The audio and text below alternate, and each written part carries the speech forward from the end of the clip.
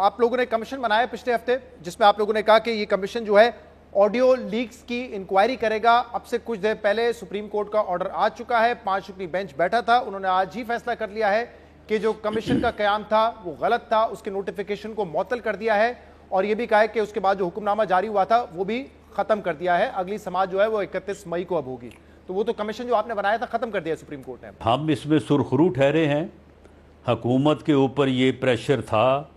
और कहा जा रहा था कि जनाब ये जो वीडियो लीक्स हैं इनमें जो है वो जो जुडिशरी को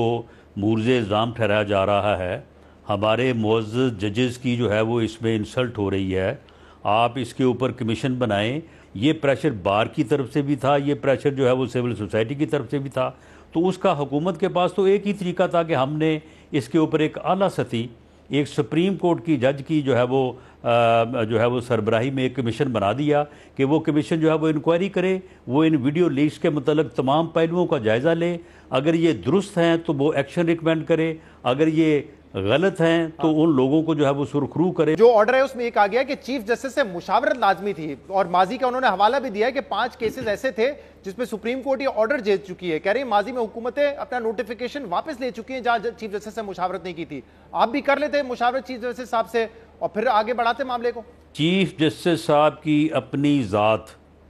इसमें शामिल थी, एक और जज साहब जो है वो उनके सन इन लॉ,